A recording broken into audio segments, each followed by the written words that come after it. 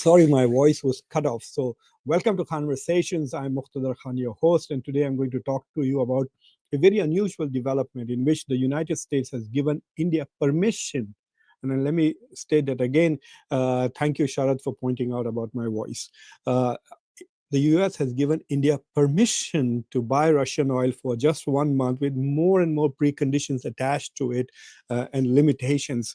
But the very fact that the US is giving permission to India has created a lot of uproar in the international as well as particularly in the Indian strategic community, because this is being seen as India behaving as if it is a vassal state of the United States, and India does not have the strategic autonomy that it uh, brags about all the time, that look, we are a great power, we are the Vishwaguru, we are the world's rising power, we are the world's fourth biggest economy.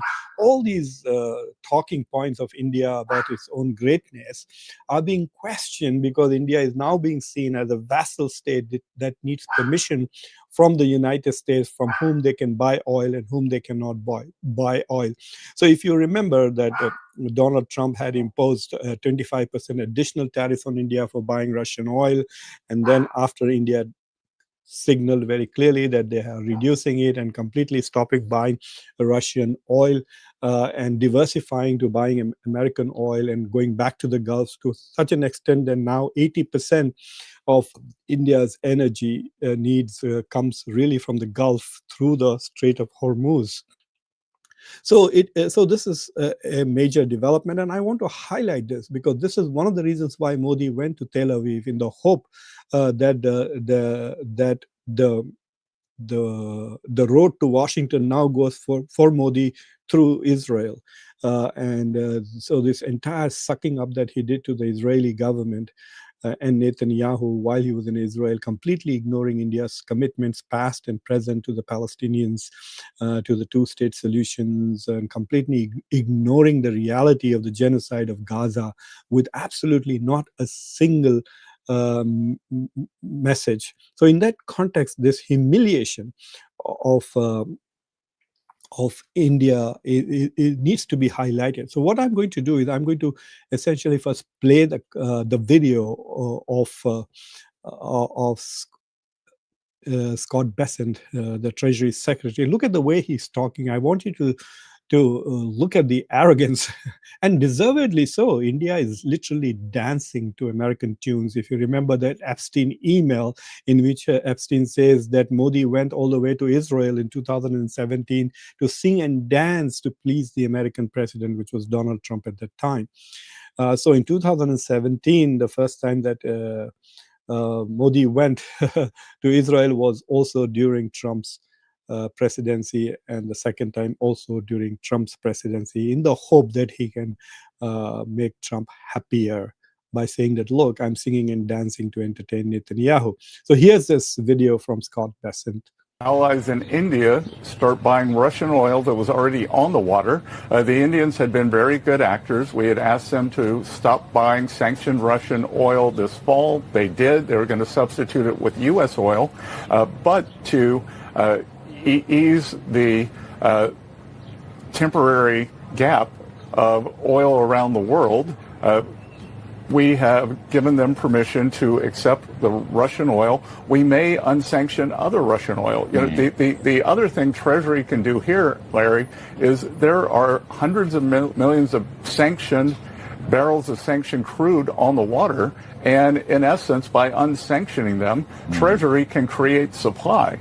And you know, we are looking at that. We're going to keep a cadence of announcing measures to bring relief to the market during this conflict. And Larry, I'm sure you agree with me that in our investment careers, the best investment you made was looking to the other side.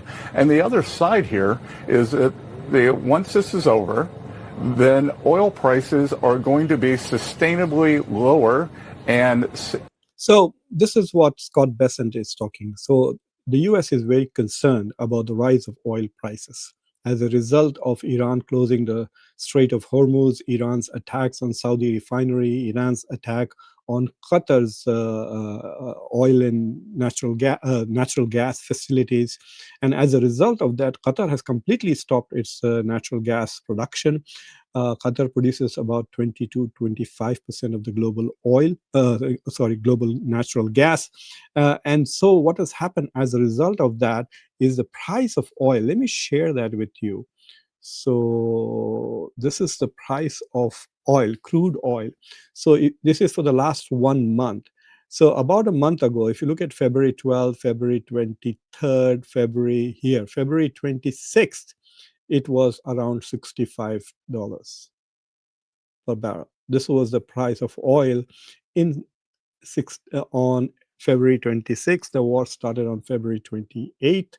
So this is where we are. This is on February 25th is when Modi went to Israel. And you can see it was around 64, 65. And look at the steep hike. Today, this morning, I took this morning about maybe an hour ago. It was $91.27. So it's gone from 65 to 91.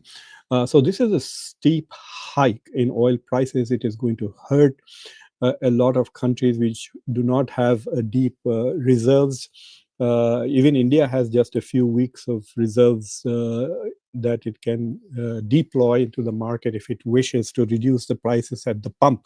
So now countries are faced with the dilemma: either they let this price go to the pumps, where people will suddenly be paying more oil, more money for petrol and gas and everything else, and that usually translates into some kind of, shall we say, political unhappiness and instability. Or the countries will have to absorb this by providing a subsidy, and that puts a lot of stress on the budget. So anyway, this is going to be stressing the economy. In the United States, the gas prices across the board have gone up by 32 cents. I think so. If it is $3, then it went to $3.30, roughly 10% increase in prices. Already, people in America have been feeling the inflation on some of these issues. While overall inflation has not really gone up significantly, it's from 2.9 to 2.7 something overall, and Trump has struggled to keep it down, especially by allowing production of petrol, etc., oil and gas from places where Biden had stopped. I just published an article on the impact of the war, calling the energy shock, US-Israel war with Iran's impact on Indian, Chinese, and global economies. So I will share a link to that during the discussion soon. So please go and review this article. I wrote that, co-authored that with a very prominent Indian economist who was head of Indian Planning Commission, etc., Dr. Santosh Mehrotra. So the two of us had a dialogue about it on my show, and then we wrote this article. So you should go and take a look at that article, and I will also share a link to that article. So what is happening is that one of the criticism of the war in the United States is that this is going to really hurt the energy market. And if the price of gas goes up, then it definitely hits hard at every aspect of the economy, because of gases. It will affect, even milk will go up, prices of milk will go up, bread will go up, basic essential things will go up, because they need to be transported from wherever they are produced to the marketplace. And so if gas prices go up, nearly every aspect of the economy, it has an inflationary effect very, very clearly. What do you mean no audio? Can you just confirm that you can hear me? There's somebody who's saying that there is no audio. Anyway, here is the link to that article. You can see that article that I wrote about the impact, especially on China and India. The impact is going to be very serious, because they depend heavily on this region for their energy supplies. Now, the point that India was making is this: the Trump administration, and this is the exact quote from these are articles that are coming out. Indians had been very good actors, got Bessent on US permission to buy Russian oil. So everybody is putting the permission in, thank you very much, in quotation marks. And this is the quote So the Indians had been very good actors. I mean, it's like saying, "Oh my God, the kid has behaved very well. So let's give him a candy." The Indians had been very good actors. Said we had asked them to stop buying sanctioned Russian oil this fall. They did. The Indian government has struggled to answer this question directly. They were going to substitute it with US oil, but to ease the temporary gap of oil around the world, we have given them permission to accept the Russian oil. We may unsanction other Russian oil. So this is the quote from Bessent, but let me also show you, they actually have issued a license to India. So look at this. This is the Department of the Treasury. This is what Scott Bessent has. General License number 133, and says authorizing the delivery and sale of crude oil and petroleum products of Russian Federation origin loaded on vessels as of March 5th, 2026 to India.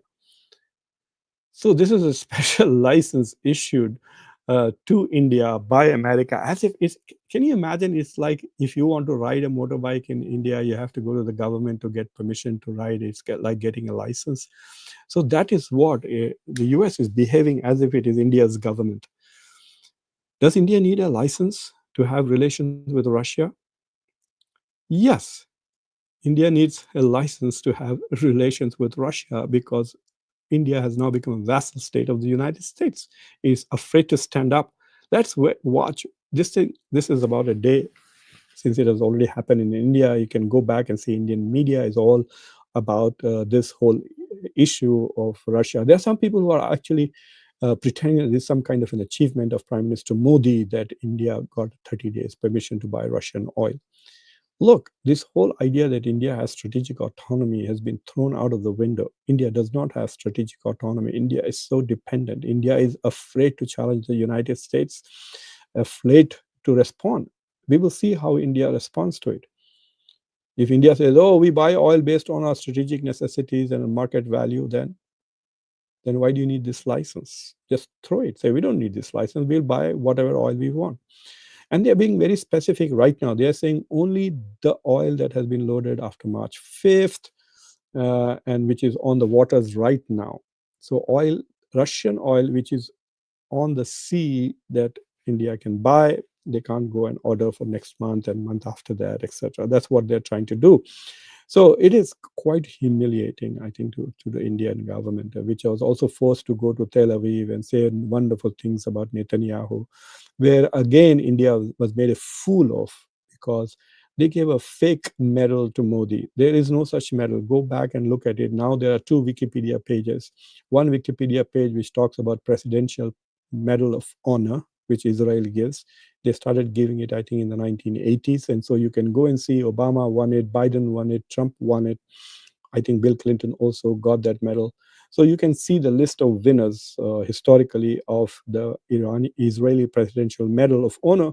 But Modi, the award that he got was the Knesset Speaker's Medal. There is no such thing. They invented it just to give it to Modi to make it look as if he's being, and I don't think no one else is also going to get it. So if you go and look at the Wikipedia page of the Knesset Medal of Honor, you will find that only Modi has received it. Of course, in India, they will think this is something great because they have created a special award for Modi. No, they're just treating India as something, they're looking down upon India and treating it as if, oh, if we give Modi a medal, we can determine India's foreign policy. So much for strategic autonomy. If we give India a medal, then India will change its foreign policy and become more pro-Israel. And so this is the Israeli assumption. And the Americans are now being so arrogant about it. I find it stunning that Scott Bessent will not talk like that about Israel. And Trump has absolutely no respect for the Europeans. So I will not be surprised if the rest of the people in the Trump administration will also be in the same way humiliating about the Europeans. But they dare not talk about China like this. And in fact, if you notice that only India was imposed the additional 25% taxes for buying Russian oil. China is a bigger buyer of Russian oil. China is a bigger buyer of Iranian oil. And it did not stop. In 2017 or 19, when Trump issued sanctions against Iran, India was a major purchaser of Iranian oil. India immediately stopped buying Iranian oil. And then in this term, when Trump said that anybody who has any dealings with Iran, including the Chabahar port, I will impose sanctions, India ran away again. And now India completely gave up the Chabahar port in Iran. So India has basically bent the knee to the United States at every turn, unlike the Chinese, who never stopped buying Iranian oil. In fact, 90% of Iran's oil, which is heavily discounted. So Iran sells about 38, $35 billion worth of oil every year. 90% of it, or over $30 billion worth of it, is bought by China at a discounted prices. So if they bought the same amount of oil elsewhere, it would cost them something like $40 billion, but they are getting it at a highly discounted price from Iran. But Iran also has a stable market. No one else, like India, chickened out, didn't have the guts to buy Iranian oil after Trump threatened sanctions. So the world is so different. The way Donald Trump and the U.S. treat India is not the way they treat China. So this assumption that India is an equal great power in a multipolar world is a pipe dream. It's not like that. They're treating India as a vassal state, subordinate to its needs and stuff. India is going to have further problems. It's not over yet. So what I'm going to show you now is the Indian rupee.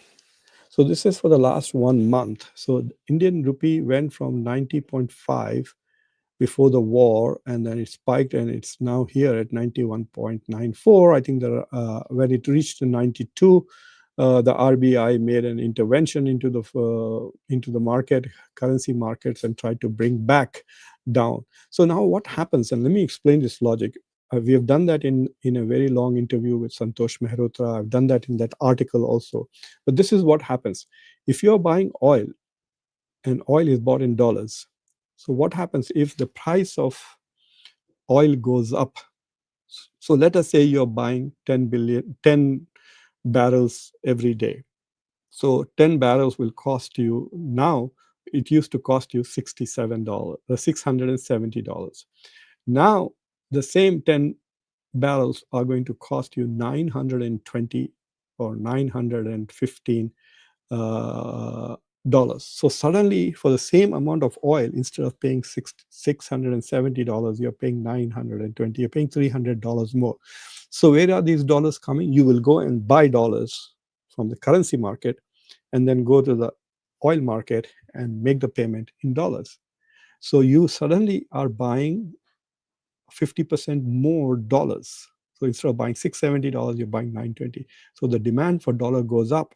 And because the demand for dollar goes up, the value of dollar goes up, and the value of your currency goes down. So this is what has happened to India. And this could increase more unless the Indian government, which has about 600 or $700 billion in reserves, decides to use its reserves. Then the price of Indian rupee may stabilize at 91.5. But if the Indian government decides not to use up its reserves to pay extra money for the oil and energy that it is purchasing, then the dollar's value will go up and the Indian rupee will begin to go down. And India, remember, is a net importer, which means India imports more than it exports. So it's going to hurt the Indian economy more because all the exports are going to be paid for in foreign currency. It is just rubbish that people talk about India using rupee to buy. It's just talk. There's no real figures. Go and look at the statistics. I went and looked at it. And even China, which is using a lot of its own currency for mini trade, is less than 4 or 5% of the global transactions that happen.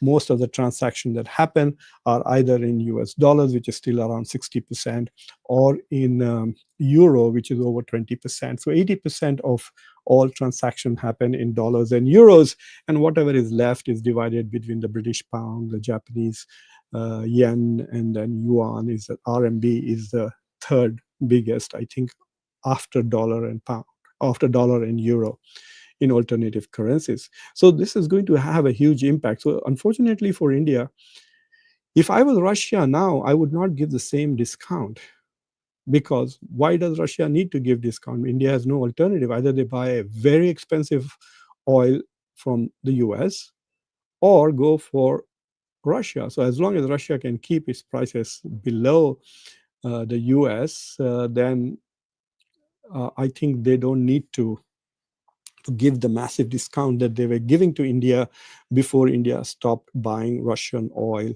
at the behest. So this is as far as India is concerned, but I want to also give you some more of an update on what's happening with the war in the region. There are some interesting developments. One interesting development is that the president of Iran has apologized to his neighboring countries for attacking them. And then he says that in future, we will only attack those countries from whom attacks are coming. So if the US bases are firing any missiles or rockets at Iran, only then will Iran, at least this is what the president is saying. But even as the president of Iran was apologizing, the IRGC, which controls the ballistic missiles of Iran and its entire stockpile, was still shooting rockets and drones at the Dubai airport, even as the president of Iran.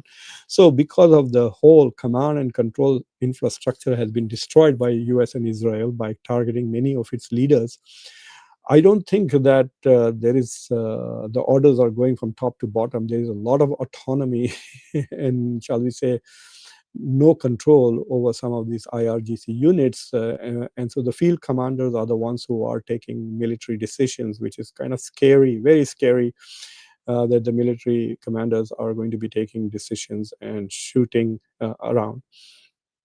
I also wanted to point out that there are secret negotiations, or well, they can't be secret if I'm telling you that, but there are negotiations going on between Saudi Arabia and Iran. So they are trying to negotiate to create either number one, to create some kind of a humanitarian corridor. I don't know what that humanitarian corridor is for, in exchange for no more targeting of energy infrastructure. So Iran will abstain from hitting oil and natural gas fields and refineries. And in exchange for that, it's going to get some kind of humanitarian corridor. Now, I don't know where that humanitarian corridor is going to be. Is it going to bring in supplies to Iran? Or is it going to allow oil flowing out of Iran? I could not fully comprehend what the deal is. Apparently, while the discussions are directly between Iranians and the Saudis, obviously the Arabs don't do anything without the permission of Israel and the US anymore. So they are also keeping Israel and US posted about this dialogue. So it is very interesting that the Arab countries are reaching out to have a dialogue with Iran. Now, the reason for that is that the Arab countries have felt betrayed by the United States. And this is a lesson for the Kurds who think that they can join the war against the Iranian government at the behest of the United States. In 1992, also, the United States encouraged the Kurds to attack Saddam Hussein. And one of the hallmarks of the Muslim world is stupidity of the leaders. And so the Kurds joined the war, trusting the Americans, and then the Americans abandoned them. And then Saddam Hussein, who survived the war, the first Gulf War, went ahead and gassed thousands and thousands of Kurds.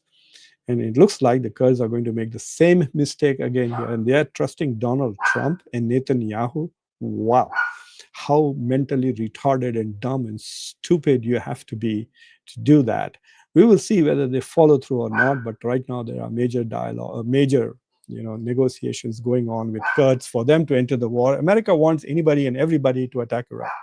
So the Germans are making overtures. The British have sent an aircraft carrier, I think, and so has the French. They are sending some kind of nominal troops, etc. Also, they're not going to engage in the battle, but they are going to pretend as if they are also part of the attack on Iran. Because there are no consequences to attacking Iran. It is very weak. I'm going to do an analysis tonight of Iran's economy and its military infrastructure to give you an idea of how the Iranian economy is about $350 billion. It's like Pakistan's economy. It is poorer than Bangladesh when it comes to the total GDP. It is 1% of the US economy. So the Iranians are at $350 billion. The US is about $33 trillion. Can you imagine that? If there were 10 Irans, it would be 3.5 trillion. And if there are 100 Irans, it would be equal to one US economy. So the Iranian economy is roughly half of the Israeli economy and 1% of the US economy. And remember that while per capita GDP, PPP, purchasing power parity, you can make those adjustments when it comes to bread and eggs and rice, etc. But if you're heavily dependent on imports, then the purchasing power parity becomes irrelevant and useless. So if you're buying weapons, if you're buying medicines, if you're buying lots of stuff from outside, then the purchasing power parity is of no use at all. Making adjustment based on PPP does not say that you have a lot more to say. Yes, you will. The salary that you pay your soldiers will be much less because you're not paying them in dollars, you're paying them in local currency. So yes, you do have some advantage if they are purchasing power parity, which makes Iran's economy at roughly $2 trillion.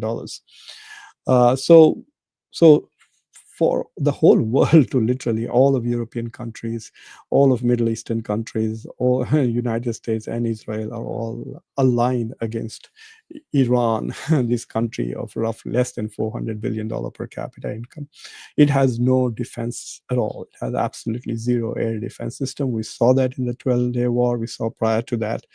And its inability to even shoot at any of the aircraft, etc. That's one of the reasons why I think the Trump administration has felt emboldened to attack Iran, is because they realize that the possibility of casualties are very, very low, because Iran has some offensive capabilities but very little defensive capabilities. I really don't understand this logic at all. Most of these Middle Eastern countries seem to just focus on getting one or two offensive capabilities, like Hamas, for example. It did not build any defense infrastructure for the population of Gaza.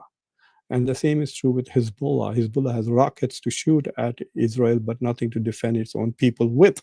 And the same weakness you see with the Houthis, and you see the same thing with the Iranians, whereas the Israelis have spent billions and billions of dollars on developing a missile defense system, as well as bomb shelters for literally their entire population. That's why they have so few fatalities in this war. So anyway, those are strategic issues that are highlighted from by this particular war. But Donald Trump's goals, as usual, are shifting. First, he wanted to eliminate the ballistic missile and nuclear capabilities of Iran, and then he now is talking about regime change, and now he wants an unconditional surrender from Iran. So it is very clear that there is no endgame scenario well planned, and there is no strategy as such, except for tactical purposes, which they are winning because of overwhelming balance of power is in the favor. I mean, between Israel and the United States, they are able to put up 350 planes at a given time, and thousands of bombs are being dropped on Iran. So this is an interesting lesson about power projection. There is no other country in the world that can project power like this, thousands and thousands of miles away. And for those of people who like to say America is losing its capacity, I would love to see India do this, to go and bomb a country thousands of miles away on a daily basis. The economy will go down, and they won't. I don't think it can do it. Nobody else can do this. I don't think even China can project power like this. The Russians have been attacking Ukraine for 4 years, but they never were able to establish the air dominance that US and Israel have done over Iran. Russia has never established air dominance over Ukraine to that same extent. Many of Su-57 fifth generation fighter jets have been shot down by Ukraine. Of course, Ukraine is getting tremendous military and financial support from the West. That's why it's able to survive. But the point that I'm trying to make is that even Russia can't project power like this, sustained power, with such overwhelming power as so far away from its own shores. So these are some of the things about the war that I wanted to give you an update about. There is no negotiations going on. There is some discussions going on about ceasefire with Iran, but they are very preliminary. They are in the context of the Arab outreach to the Iranians. But let me tell you that we should not take what the Arabs are doing or saying seriously. Nobody does. They lobbied very hard with the United States not to attack Iran because they feared that they would themselves become targets in Iranians' response. And now, after the war has begun, they have been appealing to America to essentially protect them, and they have got no protection. In fact, none of these, except Israel, no one is being protected by the US. And that is an interesting lesson, but I guarantee you that the Middle Eastern countries are not going to learn anything from this. They didn't learn anything from Gulf War I. They did not learn anything from Gulf War II, from the US invasion of Iraq, which led to complete chaos. And that's probably the most likely scenario, if the US continues this war for more than a week, is that Iran will become something like what Iraq had become. The amount of extremism and terrorist groups that are going to come out of Iran, just the thought of that scared the shit out of me. Okay, I've lived through post 9/11 world. I have no desire to leave after that.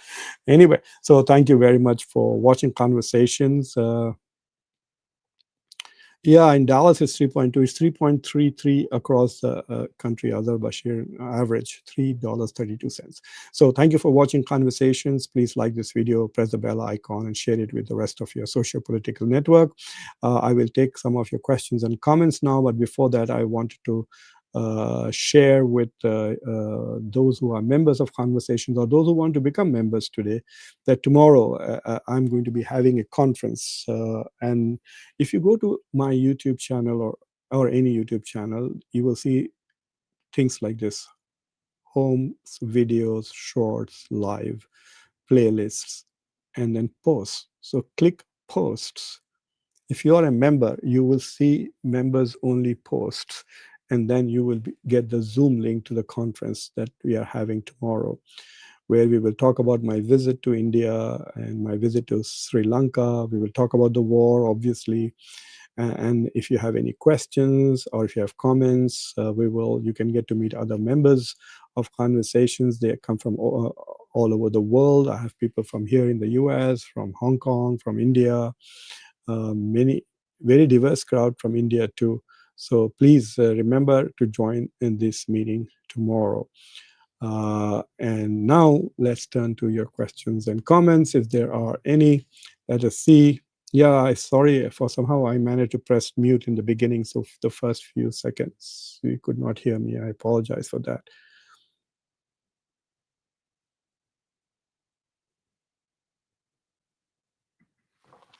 Do you know why US is behaving like this, humiliating India or Modi? So because India has been talking big, lot big. Dr. Jaishankar talks as if India is a superpower in the world, and they go around bragging about everything. For example, let me give you an idea. India has been bragging that it is the fourth biggest economy. India never became the fourth biggest economy. Go back and Google it. I'm going to do a show next week where I'm going to show that after IMF gave India a C for its data and pressured India to update its benchmarks, India has done that.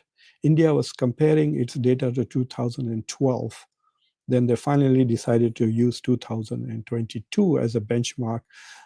And guess what? India is not even a $4 trillion economy. It's a $3.9 trillion economy, just like three Irans. Three Turkeys or something like that, with a population of 1.5. India's GDP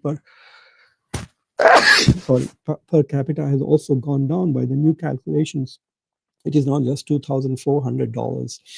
So this whole goal of Viksit Bharat, $5 trillion economy, looks further away.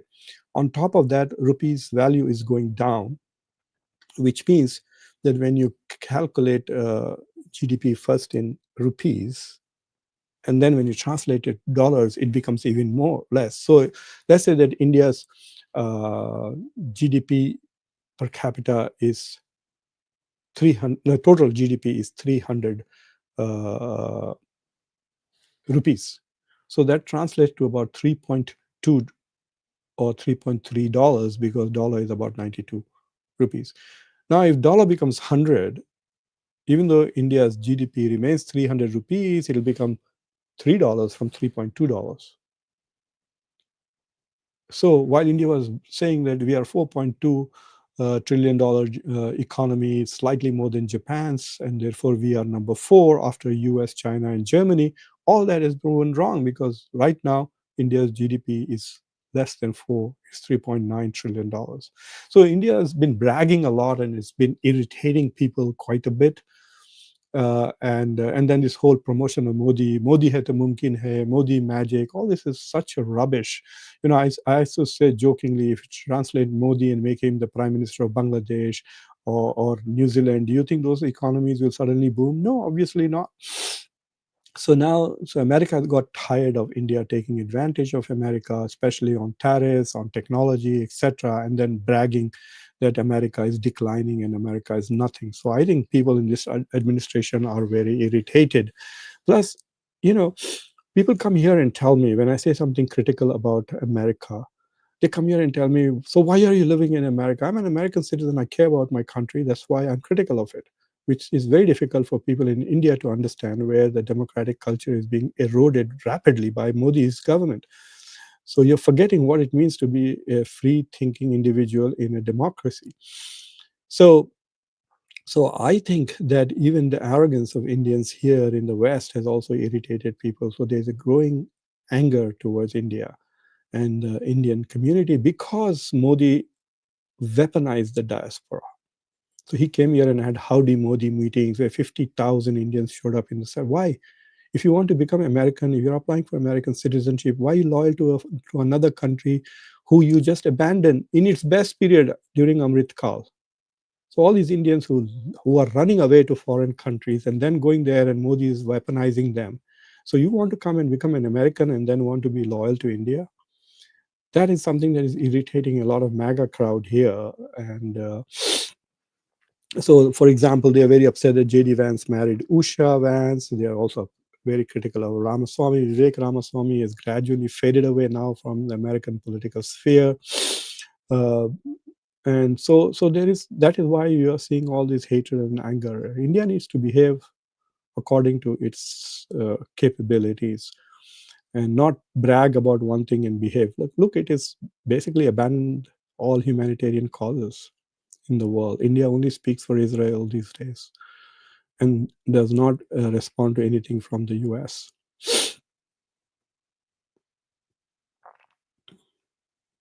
Well, the US cannot talk about values anymore after supporting a genocide in Gaza, and a war criminal visits the White House whenever he chooses. He, uh, Netanyahu cannot go to any European country without getting arrested. But he can come to White House whenever he wants. And of course, Modi goes and hugs this war criminal. So much for Indian values, so much for Vasudeva Kutumbakam, etc. No era of war. How many wars has Netanyahu started in the last 2 years? Any other interesting questions?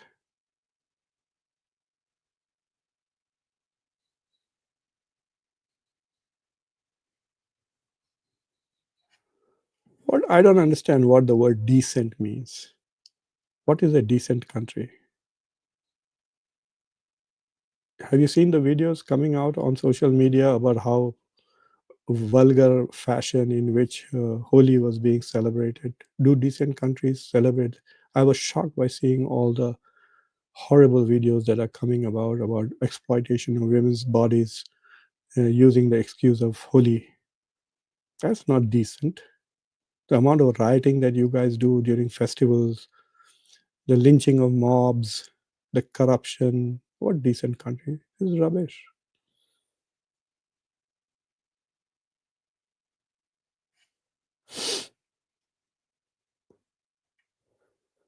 No, I don't know why you would say turn against America.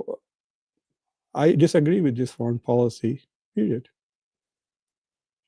And it is okay to do that. A majority of Americans are against it. All public opinion poll shows that Americans didn't want this war. 70% were against the war before the war started. Only 27% of Americans support this war.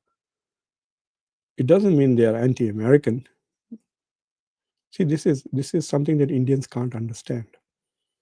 That if you truly care about your country, then you should be critical of the government which does stupid shit. And Donald Trump is doing only stupid shit. I can't think of any sensible thing that he has done so far.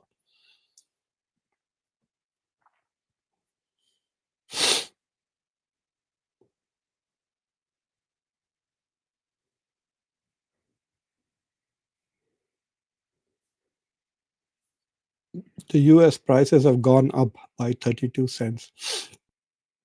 The oil prices in the US have gone up since the war started. That's why Scott Bessent is allowing India to buy Russian oil to reduce the global price of oil.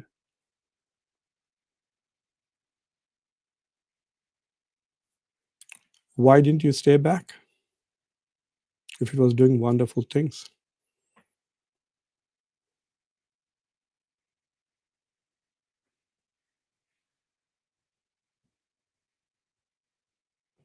No, all the currencies are not depreciated. The US dollar is increasing in its strength. I don't know what you're talking about. The US dollar is become stronger since the war started. Only those who are buying oil from the Gulf or from other countries, their currency is going to be depreciated because they're going to have to buy dollars to buy oil, more dollars to buy oil. I just explained how the price of oil directly impacts the price of currencies.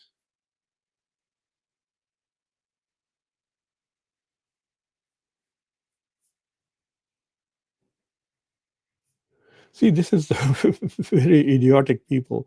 No, if the dollar drops from 88 to 92, then yes, India's GDP goes from 4.2 to 3.9. That's what I'm trying to say. If you can't wrap your mind around that, then I don't know what to say. Anyway, that was the last comment. And so thank you for watching Conversations. Please subscribe to the channel, like this video, press the bell icon. For those of you who are cricket fans, tomorrow is the final of the T20 World Cup. India seems to be peaking just at the right time. So it should be a very interesting match. Unfortunately, no matter how often New Zealand does well, people still estimate. Apparently, the last 3 times New Zealand played India in T20 World Cups, New Zealand beat India. So they have like a 3-0 record in the last 3 matches. So, so this is going to be a very interesting. I think the toss is going to play a big role in this. So if India is batting second, it will have a great opportunity to easily chase it down. But we will see. Ultimately, it's who bowls well and who catches well will determine. The New Zealand openers have also come back into form just in time. Finn Allen, just like Sanju Samson. So anyway, it should be a wonderful game to watch. So everybody, thank you for watching Conversations. Like this video, press the bell icon, and don't forget to share this video with your social political network. Until next time, I'm your host, Muqtadar Khan. Take care.